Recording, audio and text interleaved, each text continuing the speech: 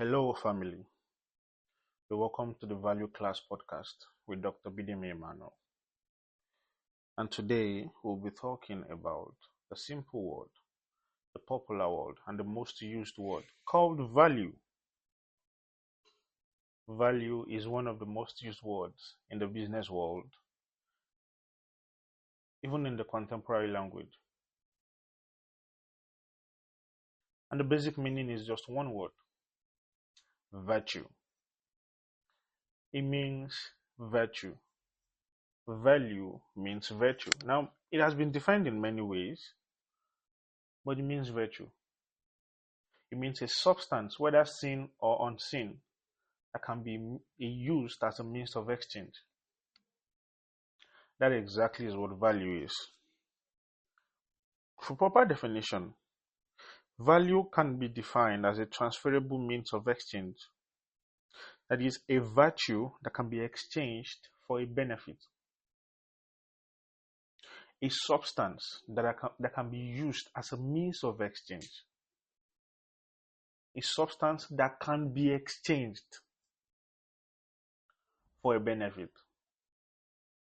Knowledge is a form of value because having possessed it, I can transfer it, and such transfer can be used as a means of exchange. Skill is a value. Having acquired a skill, mastered it, I can transfer it. And in response to that transfer, I make an exchange. Time is a value. You get paid wage or salary in exchange for time. Sometimes time and skill, but sometimes time alone for unskilled labor. Network and relationships can also be valuable because you can use them as a means of exchange, morally and transactionally. Now, value comes in two forms in the business context. In another context, it may come in many other forms, but in business context, it comes in two: relational value and transactional value. Now, relational value is a value system that is based on trust and human relationship. Transactional value is a value that is based on product, efficiency, and effectiveness. Relational value is trust-based, such that although there are many service providers and there are many vendors for a particular service or a particular good, I have a favorite. He may not necessarily sell the best, he may not necessarily offer the cheapest, but by virtue of trust, I have chosen him. This explains here in Africa the reasons why there can be many sellers of the same goods in the market, but our mothers have a preference for one and they walk straight to her store, passing by hundreds of other sellers of the same product. It is based on trust. That is relational value. Now, transactional value is simply based on product. How effective the product is, how efficient the product is, and how well you have been able to present the product to meet their need and their desires. It simply means I don't care about who is selling, I don't care about what they are really selling. I simply want my needs met, and as long as you can meet it, I get it from you. I can come back tomorrow and decide to walk past your store and head for another because you do not have what I want. Simply transactional, product based. How efficient is your delivery? How good is your product? That's all I care about. Now, in the business world, these two kinds of values are very important. However, in recent times, the world has tended towards transactional value more than relational value. The two are very important, and they will be needed for different contexts and different cases. Very important. May I share an example at this point in time? A personal example. I met a very experienced researcher. Oh, very wonderful one.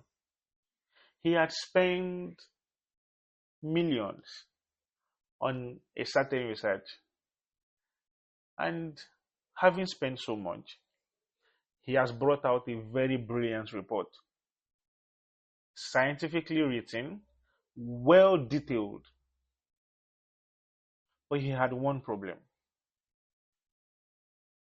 He could not meet the international standards required for publication.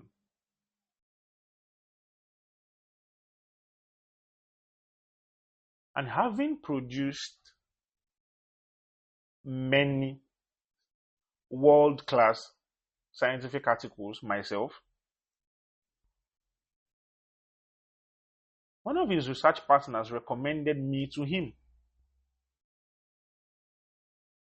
And on getting to him, I took hold of what he had written and I was amazed. But there were basic, simple mistakes that could not be seen. I saw them. By virtue of experience or by virtue of insight, for whatever reason, I saw them, I identified them. And in exchange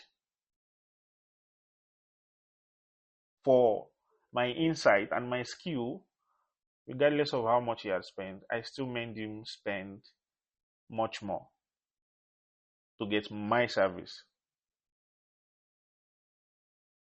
It was relational value because I had to be offered to him on the basis of a recommendation. Seeing that there are many people who can actually produce good scientific writings, but I have produced high quality writings over time, and his research partner has built a trust with me. So relational value is very important in its context, and transactional value is very important in its context. At best, when we meet for the first transaction, I have to produce the very best. If I intend to make you return, I have to produce the very best. On the platform of the best I have produced, you can return when you have need for the same thing again, regardless of whatever benefit any other person is offering. In some cases, there are many goods that you don't need to return for, and there are many services that you don't need to offer a return service. It can just be purely transactional. So, in your dealing and in your growth as a business personnel, Christian or not, develop relational values and develop transactional values. Be very effective in your delivery. Be very efficient in your delivery. In fact, I would say you deliver faster, and in that little time available, you produce your very best. Your very best is a necessity. I assure you. I assure you. You are expected to reduce the percentage of mistake closest to zero, yet producing at closest to 100% efficiency. Yes, and I assure you it's a possibility. Trust me, it is. It is possible.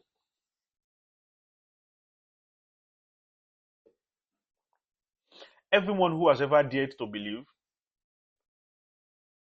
for one reason or another, and in many ways, they have achieved what they have believed. Now, continuing on the topic of value. Value creation simply means meeting needs. Yeah. Value creation refers to meeting the needs of a person or a group through effective system of delivery. You have a group of people who have a kind of need. You have a person who has a specific need. You are offering value when you are meeting that need. And in exchange for the value you offer, you also get one in exchange. You also get something in return. It is one of the reasons why the popular quote that money goes where value is actually very true. Because more often than not, you exchange value for money. You offer a service and you're paid for it. You offer a skill, you're paid for it. You give out a body of knowledge and you are paid for it. So here it is. Do you need money? I want to believe you do. But in exchange for money, what can you offer? What value can you offer? What can you sell? The first, what can you create? The second, and what can you teach? The third, what can you sell? What can you create? And what can you teach? If you have noticed a need in a community, go get the things they need, sell it to them. It means the things they need exist, they also exist in another part of the world. You become the connecting bridge between what is and what should be. What is that they lack. What should be is that their lack must be settled. You connect the two by offering value, and in exchange for that, you get money, profit. Now, what can you create? Many things are still available for creation. Many ideas are still available that have not yet been hatched. There are many things humans need, systems need, that cannot be bought. They have to be created. Which one of it can you create? Now, the third is, what can you teach? Having mastered a skill, having practiced a skill, you not only sell the skill or the service, you can also sell the knowledge. Yes, you can also sell the knowledge. Have you produced world-class gowns and dresses? You can also teach people how to produce that. That is you selling the skill and selling the knowledge. So 3 ways you can offer value easily, 3 contexts of value offering and value creation. What can you sell? What can you design or create? And what can you teach? If you can sell a thing, you can create a thing, and you can teach, you will have money because you have value to offer. As a person, I write. As a person, I give consultation. I allow people consult me with their business ideas and various strategic needs, and I offer them wisdom, a kind that is not common.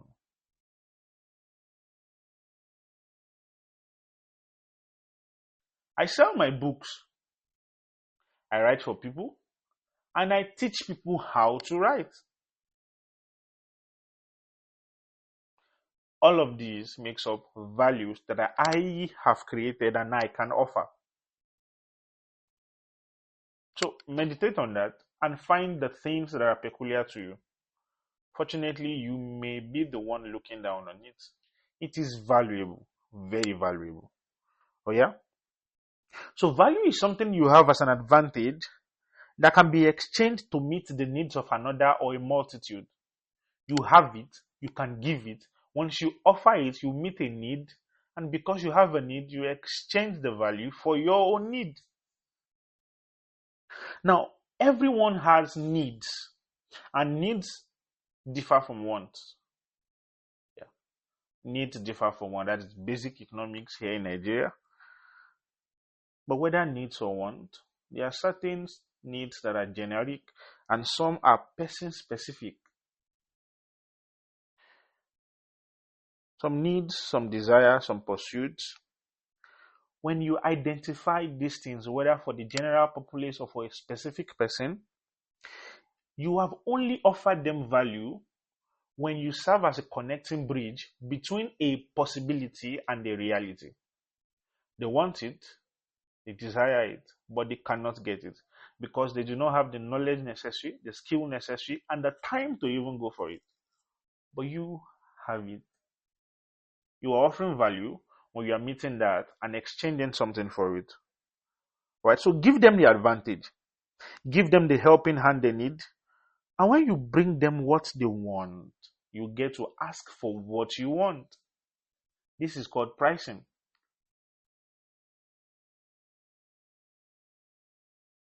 So one of the most commonly exchanged things for value is money. Wage is offered in exchange for your time and for your skill. Salary the same. Money is just one of the most exchanged things for value. You really need to have money because it is a necessity. In fact, it is a necessity that meets other necessities. Mhm. You cannot buy anything in the market without money. Global market, regional market, local market. There's nothing you are buying without money. Trade by barter no longer exists. Yeah, fortunately. You need money, offer value. So they have this. I'll give some examples of value systems that exist and the people who meet them. And you will realize that one need can be met by many people. So you will never have to think that many people already offer this kind of service. Why do I need to do the same again? The first example I will give is health. As humans, we have a desire for good health. We do not want to be in pains, discomfort, and sickness. In the systems that deliver healthcare, we have medical doctors, we have nurses, we have dietitians, we have physiotherapists, and we have pharmacists, to mention but a few.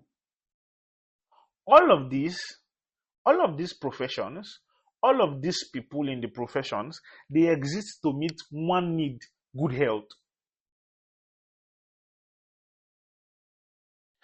It basically means in exchange for one system of needs that a man has, you can meet it in many ways. You can meet it in many ways. In exchange for pleasure that comes from drinking, at the local level, people can have rum. At higher levels, they have whiskeys. They have fizzy drinks. Keep mentioning them. You have high class wines. You have creams. All of these just to satisfy the craving for a drink. Whereas water also does the same. For food, many people have different tastes. In fact, for the same kind of food, some people want it to be prepared in different ways. Never think the values have all been met or the needs have all been met. You always have something special to offer. So in exchange for food, you have a chef meeting that need. You have restaurants meeting that need. You have fast food companies meeting their needs. And you have raw food sellers meeting the same need. These different people make up the ecosystem that offers value for people who need food. For transportations, you have the local drivers. Uber does the same. Unfortunately, a mechanic also exists in that ecosystem. Now, a driver and an Uber, a local driver and an Uber operates, they differ in operations by virtue of what powers their operating system. A mechanic doesn't need to drive a car, but without him, the car may not function properly. So he exists in the ecosystem without necessarily serving the customer firsthand. Yet, he offers value. In terms of growth, personal development, there's a place for the mentor, there's a place for the teacher, there's a place for the life coach, and there's a place for the instructor. All of them contributing to one thing: development and growth. Now, for clothing and beauty, this is very interesting. The footwear developer exists in that ecosystem. He meets the need of clothing and beauty. The fashion designer exists in that ecosystem. The skincare experts exist in that ecosystem. The clothes sellers, the boutiques, the fashion stores exist in that ecosystem. In fact, a dermatologist exists in the same ecosystem, all for what? Beauty and clothing. So, what system of the world have you been exposed to? Take a good look at it. You would realize there's a space for you, there's a place for you, crafted for your skill. By virtue of many years in the university, I have research experience in biochemistry and toxicology. I am also an asset to the world of health, yet not a primary person in delivery of healthcare service. My place is in the lab to study the mechanisms of diseases and possible systems and possible therapeutic systems. Having found some possibilities, then I present it for clinical evaluations. Once it becomes successful in clinical evaluation, we leave it to the doctors and the pharmacists to administer. Yet, all within the healthcare system, there's a place for you, and all you have to do is extend your skill, extend your knowledge for money. All right? Now, there are two main channels in which you can offer value.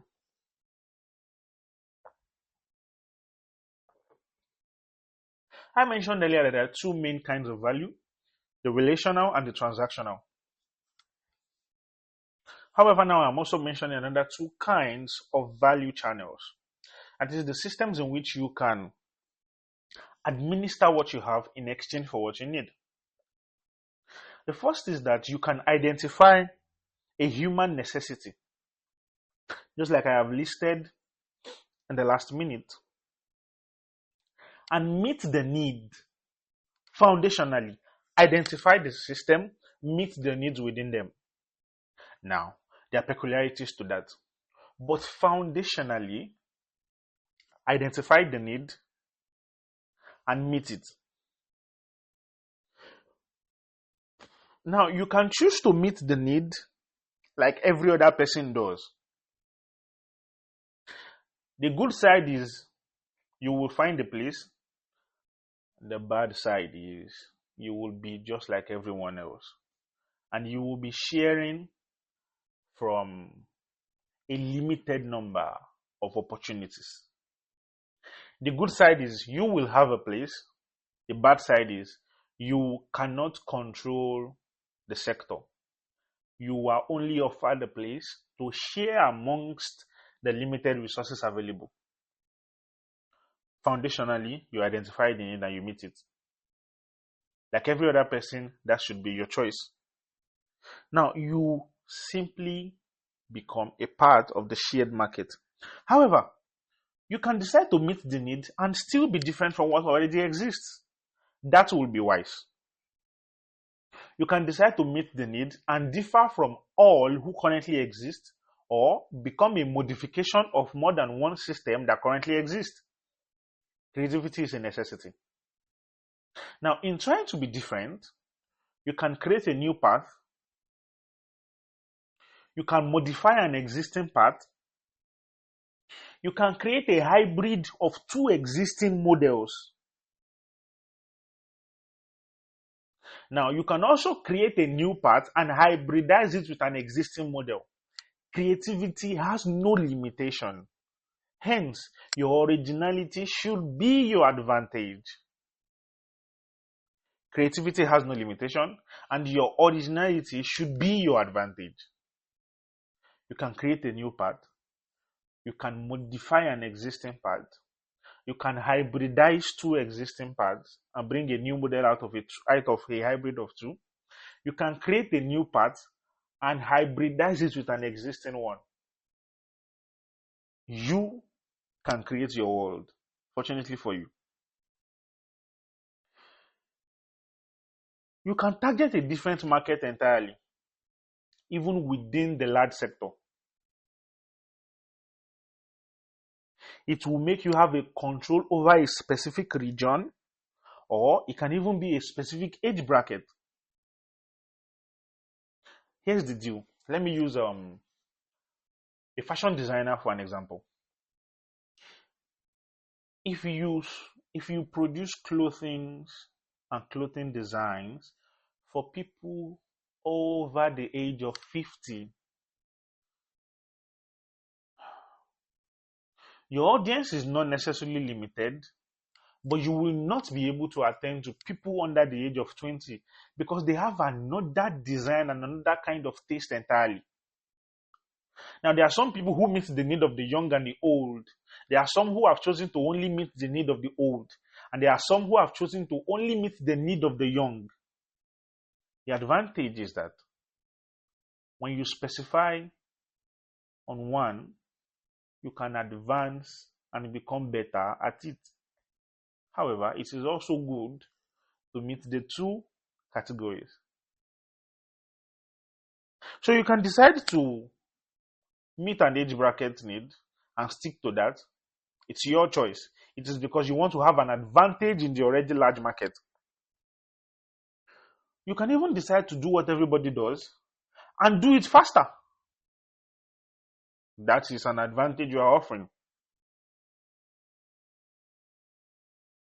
You can decide to do it faster.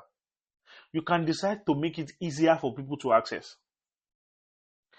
It means you basically work on your distribution channels and your delivery channels. You are doing what everybody is doing. You are just getting it to your customers faster and you are getting it to them easier. I want to be able to get the things I need without even going to the market. If you can bring it to my house, you are offering me an advantage. The advantage of not going to the market to get it. If you are bringing it to my house faster, it means if I order for it and in 15 minutes, in 10 minutes I have it, you are a blessing. And I love that. You can do what many people do, but have a difference in it. Your difference is your advantage. Your difference is what makes you peculiar, and it is what brings your own gains to you. It is what gives you a control and a voice in the market. The average food seller by the roadside sells food. You can get it fast and easy. The average restaurant can even delay you for 45 minutes to bring you luxury. They are offering the same service in different ways. One gives you the ambience you need, the place to relax and enjoy the food, to get the full pleasure of eating. The other basically offers you food. Even if he has to offer it with a little bit of abuse, maybe we pay it too. Offering the same thing but in different ways.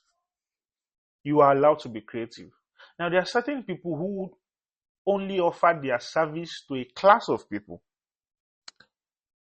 Yes. If that is the advantage you want to have, and if that's the advantage you want to offer yourself, it's allowed. There are certain people who only want to beat the price. Many people sell the same thing, but they want to make it cheaper. Well, it works. Fortunately, in the market space, it works, but not without its own problem. Because if you are competing with an already with a long-term existing competition, the competition will be wrong and will be to your disadvantage. For example, someone who intends to produce sugar and decides to compete with the largest sugar producer in the last 15 years will be disadvantaged because he needs to get his work machines in place. He needs to get his factory in place. But a sugar producer that has been in active service for 15 years can decide to drop the price of sugar to such a margin that the newest person who wants to compete on price will not have a profit, and they will not operate on a loss because they have been existing for long and the factors required for their production is already within their control. Does it have its advantages in certain markets? Yes. But will it have its disadvantages? Fortunately, also yes. Every advantage you choose to offer in in the value system of the world has its advantages and disadvantages. It is part of your research as a business person, as an entrepreneur, and as a skilled person to see the advantage and the disadvantage of your skills. Now, mitigating the disadvantages is your blessing. Reducing the disadvantages brings you an edge. Yes, you are a person of study and you have to do that. Quite a lot. Quite a lot. And when the value you are offering simply relies on identifying an existing need and meeting it, it is very easy. It is relatively very easy. It means there's an existing market. You just have to bring an edge into your service. There's a second part. The second part is that you will create the need and convince people that they need it. Good. The need does not necessarily exist. You will create it and convince people that they need it. You basically you may have to anchor it to some of the already existing sectors, but the need is not primary. You are creating it. It is secondary. Let me give an example of services like this. The first is mouthwash. Many years ago, mouthwash was not in context. It was not a subject of discussion. Now, people market it like without having one, you are doing yourself a disservice. Before now, humans have existed without mouthwash, surviving well with basic water. But now everybody wants to have a mouthwash because they have been convinced that they need it. Now, the skincare industry is an industry that many ladies, including men, fortunately for us, have been convinced that it is a necessity and they need to spend thousands and thousands of dollars to get the best skincare product to maintain their skin, forgetting that a few years ago, less than 10 years ago, nobody needed all of these things for the skin. Now, fortunately for you, if you study or you are scientifically inclined, you would realize that many of the chemicals being used for skincare routine now have always existed. They just have never been used specifically for the skin. People mention niacin. Niacin is niacin is the chemical name for vitamin B3. Vitamin B3 exists in many of the plants we eat. Hence, if we eat well and control our gut microbiota, we will not need the external application of niacin. But now we have been told that we need it and we buy it. Yes. I've given an example of mouthwash. I've given an example of niacin. Many examples exist like that. If you are thirsty, I assure you that water quenches your thirst better than the Coca-Cola. But for reasons best known to the intelligent men of this world, if you have water to the left, Coca-Cola to the right, you will choose Coca-Cola subconsciously because you have been told that it also quenches your thirst. Meanwhile, water may do a better job, such that after the Coca-Cola, you will still come back to get water. The need was created for you. It was marketed to you. You have accepted it as a normal thing. I'll give you another. Who said that when it is time to watch a movie, you have to get a snack? Probably a cheese snack, or the most common one, the popcorn. Who said you have to get that? Somebody started it as a marketing strategy and told you that when it is time for family movie time, you need to get a popcorn, or when it is time to go into the cinema, you need to get a popcorn. That need is not essential. It was created and marketed. Now we have believed it and received it.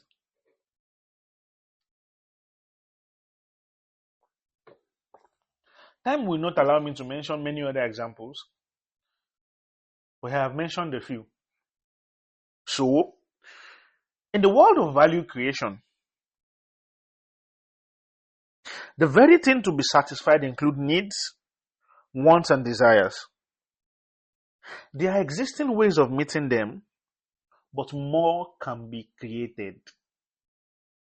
More can be created. Many times I would like to say that the various sectors and systems in the world are not solving problems, they are only managing problems. Here's an example. Consider the reproductive health sector. In exchange for, now, the basic moral view is a man and his wife. But instead of clamoring for a man to stick to his wife, condoms have been created to prevent the transmission of sexually transmitted infections and diseases, and contraceptives have been created to ensure that pregnancies do not exist until you want it to exist. Managing the problem, not solving it. Yes. Many other examples exist like that. It creates ways to meet existing needs without solving them, but ensuring that you are creating a new niche entirely so that you can have a way of offering your own value. You can create a system, market the system to people, and they would believe that they need it. You created it. Yes, you did.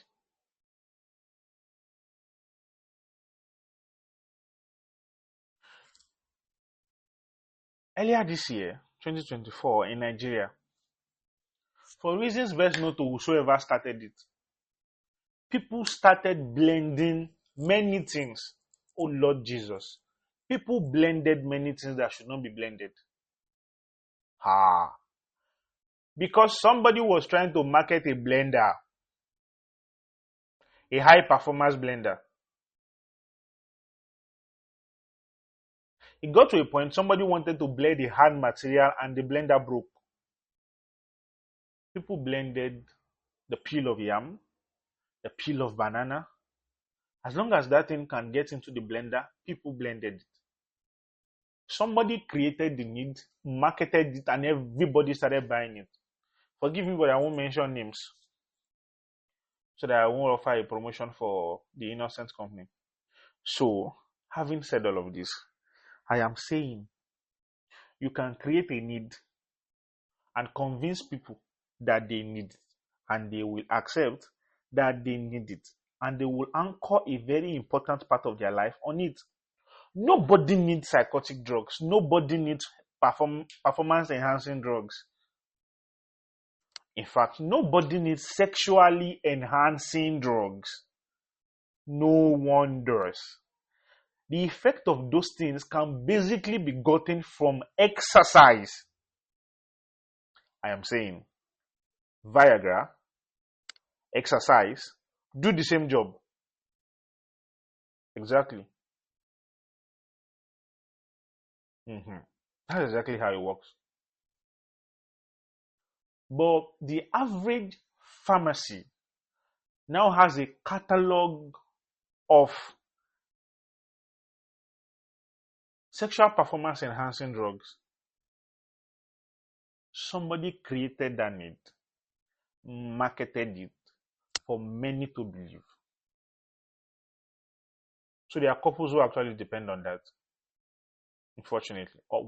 Unfortunately, not fortunately. Now, this model of value channeling can be intense, but it is possible. The other is relatively easy because the market exists. However, in this one, you are creating the market. So it may not be the easiest thing, but it is possible. However, if you ever break the code and get people to believe that they need it, You will be the lord of the market. You will be opening a new market channel entirely. So here it is. Look at the sector in which you exist and see how it is possible for you to create a need that doesn't exist or that is not primary, a secondary need. Create a product to meet that need and take the pain and the sacrifice to market that thing as an essential. If you ever get to achieve that, you become the lord of the market. If you ever get to. The issue is, it is possible.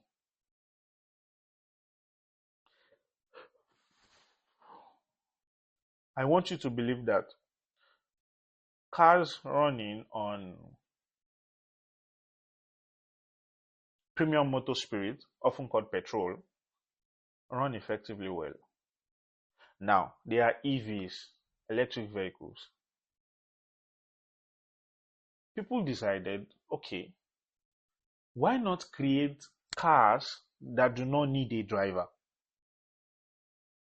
Now we have cars that do not need a driver. Self-driving cars.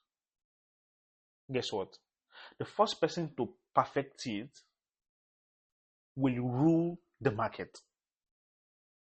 I am saying, if you ever offer a novelty, by virtue of the things you are able to create and market and offer to the world, you will rule your world. You will control the market until other people identify it and are able to key into the model which you have created. It basically means you will become a pioneer and you will reap the reward of a pioneer. Many have tried it and failed. However, many have also tried it and succeeded. It rests on your hands to see if you are willing to push it through. So you can identify a need and meet it, and you can create a need, convince people that it is a need, then meet it. Both ways, you have offered value.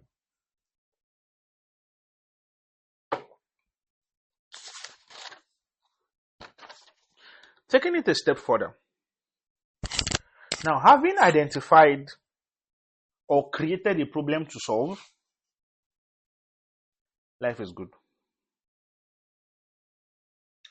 Having identified a problem or having created a problem, well, you are allowed to create problems as long as you are not caught. Forgive me for saying that, but it is the truth. You are allowed to create problems. Having identified a problem, the first thing to do is not to sulk in on analyzing the problem and analyzing until the problem becomes magnified. This is what we often do as humans and as locals. But it is not wise. Trust me, it is not. Yes, it is not. Having identified a problem, you are expected to also identify solutions. Now, in the process of trying to find a workable solution, you will find many possible solutions. Good. This is only the beginning of value offering and value creation. It is the foundational step. It is just the beginning. Follow through carefully. Having identified the problem, you will begin to identify possible solutions. Now, it is expected of you to document these possible solutions and begin to screen them. Because some of the solutions you have just identified are just fantasies. Or they may not be fantasies, but for the current day and time in which you live, they may not be easily executable. Or they may not even be executable at all. Because in the day and time in which you are, it doesn't work that way. Now, 10 years ago, if you told me that we will be pressing screens to use devices and phones, including laptops, I would not believe, because I was told when I was much younger that we need the mouse to operate the computer. Now, we can basically put our finger on the computer screen and operate it the same way. It is a possible solution. It is just that for the limitation of the time you are, it may not be possible yet. There may not be a system to power it. If you told me 10 years ago that there will be ChatGPT, there will be Sora AI that can create videos from words that you have typed, I would argue blindly that it is impossible. Fortunately for me, now it is not only possible, it is a reality. All right. So every solution you identify is a possible solution. It may just be for certain limitations, it may remain in fantasy. So you will have the responsibility of picking the right solution for the current time and for future occurrences. Now, for future occurrences, you need to document that. For the current time, you need to see how exactly you can work it out to exchange it as a means of value. So having identified many options, the second thing is to identify the right model of solution. The right model of solution that will work for the day and the time in which you are in. The most appropriate per time, the most appropriate for the economic season, the most appropriate for the age group, the most appropriate for the law of the land you are in. Yes, for the law of the land you are in. The laws of Nigeria, fortunately for Nigerians, are different from the laws of Saudi Arabia. There are many things that we will do freely in Nigeria that we will not do freely in Saudi Arabia. So you also have to consider all of those things in your solutions. There are many limitations, but when you find a solution that is able to beat and walk into every limitation, that is the best for the current time. All right, so you identify possible solutions. Now you also identify the very best of solutions by screening out possibilities. Now the third thing is that you apply the solution in the right model. When I mean the right model, the very best and the very highest level efficiency possible. Now I have a theory I have proven to be true, that every business idea is good, including the ones from the lips of a madman. It is good. It is just that if you invest $10,000 into a business and you have a profit of $11,000, no, and you have a total yield of $11,000, it is not a profitable business, because when you subtract the cost of investment, which was 10 from 11, you would realize all of your profit is just $1,000. High risk, low reward. It is not advisable. That is what is the end of many business ideas. Every business idea is good. Some are capital intensive, some are men intensive, but the very best business idea is the one that is the least cost effective. I mean, the most cost effective. That is, you spend the least to make it work, and you spend the least to get out the very best profit out of it. That is the best business. Every business idea, very good, no problem. But the best business idea is the one in which you invest in little and you get the best profit. All right, that is the best. That is the one that many investors are interested in. That is the one that many people in the world are interested in making work. If you have to invest so much to gain so little, I think you will walk that path alone for long. Now, you may have to invest so much over a period of time before you even start making profit. It is fine. It is just that when you start making profit, the profit will be high compared to the investment. So recently I found out that Facebook was existing for 7 whole years without a profit. But now they are in immense profits, billions of dollars. There are many companies like that in which you invest in for a long period of time and it is acceptable. Very, very acceptable. But the best business idea, compared to the profit, your investment has to be very reduced, cost effective. Now, For certain business ideas, people will say they need to open more shops or more outlets for them to gain more customers. That may not be the most effective solution. The most effective solution may be retaining one shop, but having a system that allows for many other people to order online and have it delivered to them. That may be a more workable solution. That may be a more profitable solution. Now, if the cost of opening a shop is $10,000, if you have 10 shops, you have just spent $100,000. If your profit is not in tens of millions, you might have invested wrongly. However, having a single shop, investing $10,000, and having a well-designed online order system, you would realize, order and delivery system, you would realize that you would make more spending less. You would make more spending less, and that is a more profitable solution. That is a more business-wise solution. So in your business ideas, all of your business ideas are good, very good. Trust me. But the best is the most cost-effective for the highest profit. Think that way.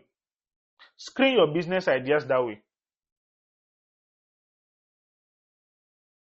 That is how wise men do. So instead of having more staff, why not have more computers and a very well automated system? Instead of having 1,000 delivery men, why not have 100 high performance robots and 10 men to man the robots and check on their efficiency at all times? The most cost effective for the highest profit. Think along this line. The examples I am giving are just the most common ones, but in specific application to what you do, find it out. Now, when operating business on a small scale, it's easier to identify problems. Simply put, you relate with a number of people, a few number of people, and you hear from them in person, and you meet their needs just that way. Or you plant yourself in an existing community of people. Yes, that's the best word. You plant yourself in an existing community of people. Discern the patterns that work within them. Have conversations, know their needs, and get set to meet it. That is fine for small scale businesses. But how long will you operate on a small scale? Well, for operating on a small scale, you can get information on the needs of the people by talking with them in person or by planting yourself in a community which they exist. Communities can be online or physical. All right? So get yourself into a community. There's someone I saw doing a business in a closed community, and this person realized, if I get into the religious community, I have a great pool of customers to pull out from. The person did that and it worked. This person also had a very good standing amongst the non-religious people by being available for their parties. So whether religious or not, she has many customers within a closed community. Planting yourself in a community allows you to become a part of them, and by doing that, you are able to meet their needs and offer them value in exchange for whatever it is you need, and in this case, money. So, are you a member of a church? Find their need, meet it. Are you a member of a club, an organization? Find their need, meet it. Be creative amongst them. Be expressive. Find their need and meet it. Now, you can study their needs through certain patterns. Yeah, you can study their needs through patterns. You can also collect data. It's allowed. on a small scale level, this data you collect can come through their personal conversations, online reactions, online interest, and many other ways. The simple thing is collect information. For a small scale, use the advantage of personal communication and existing community. If you can also create a community and gather people to come into it, how blessed are you? But community is a very important thing in business. That's a discussion for another day. The Value Cloud podcast will definitely carry it. Community, the need for a community. So meet the needs faster, make the needs affordable easier, offer them better quality, and if you can, offer them a cheaper alternative. But by every reasonable means, offer value. Now, if you intend to go large scale, in the modern day in which we are, large scale operations is best powered by data. How many of you have realized that on a beautiful Sunday afternoon, you're talking about getting a suit, a brown colored suit, and by the time you get to Instagram, the first ad you are seeing is a brown colored suit. The third ad you are seeing is a brown colored suit. And the fifth ad you are seeing is a suit collection. If it has ever happened to you, please smile. That exactly is what large scale business operation uses for their operations. Data collection. While you were setting up your phones and while you were setting up your social media, fortunately for you, you gave the permission for your data to be collected. You did not read it. You gave the permission. You said the notes were too long and you gave the permission. It's fine. It's not a crime. But if you intend to go large scale in the current world we are in, you need data. Business is now data driven, such that it is best to follow trend than to follow belief. Because trends are established patterns that already exist. Beliefs can be fantasies. In large-scale businesses, trial and error is not allowed. Go for precision and accuracy.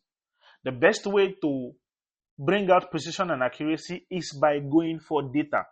Primary data that you collected or secondary data that have been collected. I assure you, secondary data are easy to achieve. Many people have been collecting the data and they don't need them. They are waiting for you to come and buy them. Yes, it's allowed, fortunately. When you get to the data and you interpret it, you will see trends. You will see patterns. You can tailor your value creation along the lines of the trends and patterns you see. For example, a data was released at the end of 2023 that in Africa, Nigeria happens to be one of the countries that consume pornographic content the most. I don't like to use the word unfortunately. But now the average advertisement agency or the average online advertisement you will find that will be projected to Nigerians will have a form of sexual innuendo to it. Why? The data has shown that the average Nigerian loves sexual views. Hence, they'll push it up your screen for you, whether you want it or not. Because they know it will catch your attention for you to read the other details. They are tailing that along the lines of the data they have collected. For example, they know you are a Christian, you watch only Christian content on Instagram, then the advertisement for Christian programs and churches will be brought to you. They will rarely bring you advertisement for parties because they know, according to the data they have collected from you over time, you are not interested in that. But if you ever take the phone of somebody who is a party lover, a very social person, a very outgoing person, this person will be troubled by ads for parties, not for churches. The ratio of parties to churches on that person's social media would be 99 to 1, the total being 100. But for you, churches to parties will be 99 to 1, because over time they have analyzed the trend of your views, the trend of the post you have participated in. And they say, okay, from the information we have collected, this is the kind of person you are. We will give you this kind of things for you to view, so that we keep you on our platform. Data driven. Trend and patterns. In large scale business operations, consultation is a necessity. This is the final point I would like to drive in. You will consult experts. You don't have to employ experts. You have to consult them. Simply because they have studied the nature of the industry you want to go into. They have studied the nature of customer acquisition. They have studied the nature of customers acquisition. The reasons why customers buy certain products, they have studied it. And the reason why they don't buy certain products, even though some of the ones they don't buy offer greater quality compared to the ones they buy. Consultation. They have seen the rates of success and failures of certain startups along the same sector. They have seen the possible mistakes and the possible decisions that will ensure your success. They have seen many successful attempts. They have seen many failed attempts. And they have seen the limitation of personal ideas. Hence, when you intend to do business on a large scale, apart from the skill you have acquired, apart from the data you have gotten, you also need to consult. In this case, knowledge will have to be sold to you, so that by the knowledge you have acquired, you can make the right decision for large-scale value production. Exactly. That's how it works. So in large-scale value production, you go for data. It is data intensive. Data acquisition, data interpretation, and the second is consultation. All right? By consultation, you can upgrade your working idea. You can compete with already working ideas, because these people have studied the existing structures. They see the new thing you are bringing in, and they can modify it even for higher delivery and effectiveness. All right? You don't want to compete on price against established industries. If that is what you want to do on a large scale, a great consultant will tell you not to do it, because the larger company can shut you down by deciding to compete with you on price and dropping their price. They know if they drop their price for 6 months, they will not be at loss for 6 months. But if you drop your price for 6 months, you will shut down. Hence, they are willing to do that to shut you down. But if you consult a very good expert, they will tell you things to do and things not to do. They can help you create a niche and supply a kind of product that complements the existing ones. They have studied enough to see that the existing product does not need many alternatives, but it needs additives and complements. So why not go for that? For example, there will not be many car producing companies in the world. However, there can be many tire producers. There can be many car parts producers. It simply works that way, especially on a large scale. You can also be so creative that you will meet the need of the biggest value creator in the market. You are not competing in the market with the biggest value creator or the biggest service provider. You are basically meeting the need of the biggest service provider. All of these things are possibilities in large-scale production that can be powered by two things primarily: data acquisition, data interpretation being one, that is data intensive work. And the two, human expert consultation. If you study the data of the biggest service providers in the sector you are in, you would realize certain needs that they have. You don't have to compete with them. You meet their needs. They become dependent on you. Hence, you become the indirect controller of the market. You become the secondary stakeholder in the market while they retain their place. Wisdom, the scripture says, is profitable to direct. If you let a strong man rely on you for strength, what beauty that is. Having said so much, let me shut down on the topic of value and value creation for today. Think deep, meditate, contemplate, analyze, and see the values that are locked up on your inside. For reasons best known to me, I believe that you are a valuable person. Oh, I do. I honestly do. Because sometimes ago, I would not have believed that I was also a valuable person until I exposed myself to knowledge and I saw the many valuable things that I could offer to the world that I've hidden for myself. You are a valuable person. Find the value, present the value, and exchange the value. You will find it, you will present it, and you will offer it to us in exchange for money or in exchange for any other thing you need it for. But the first step is that you have to find it. I encourage you today. Bidemi Emmanuel encourages you today. Find that which is locked up on your inside. Think about it. You will think about it. Confront your thought and bring it out. You have the skill already. Present it well.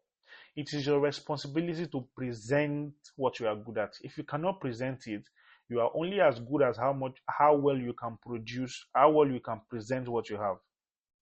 You are only as good as how well you can present what you have.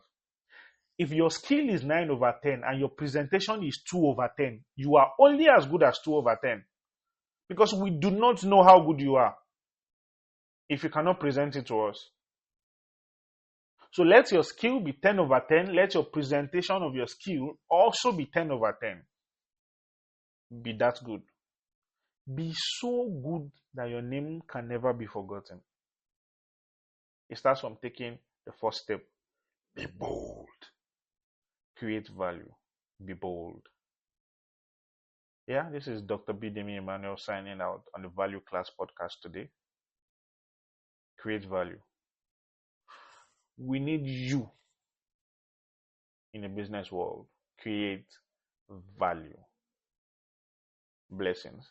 See you some other time. This is the Value Class podcast with Dr. Bidemi Emmanuel.